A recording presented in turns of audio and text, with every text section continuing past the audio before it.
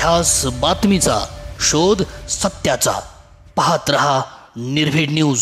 पुणे शहरातील वाढती गुन्हेगारी घटनांमुळे चिंतेची परिस्थिती निर्माण झाली। कधी गाड्यांची तोडफोड करण्यासाठी, कधी दोन गटातील राड्यासाठी, तर कधी एकतर्फी प्रेमासाठी कोयता उगारला जातोय।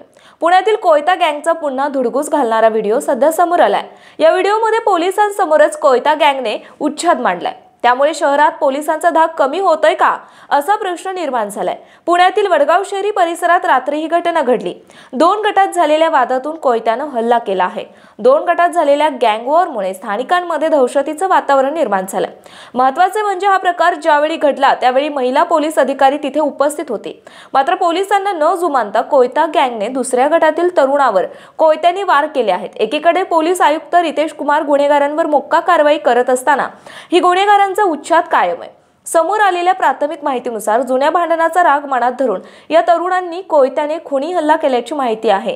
किरकोळ कारणातून बाचाबाची झाली होती। या भांडणाचा राग मनात धरत एका गटाने काल रात्री दुसऱ्या गटावर हल्ला केला।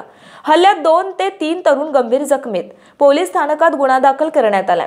हातात कोयते घेऊन जोराजोरात हल्ला करून परिसरात दहशत माजवत कोयता टोळीने हल्ला केला। पोलिसांकडून आरोपीचा शोध सुरू आहे। गेल्या काही महिन्यांपासून पुण्यातील अनेक परिसरात रोज एक भाई आणि त्यांच्या टोळ्या तयार होताना दिसतायत।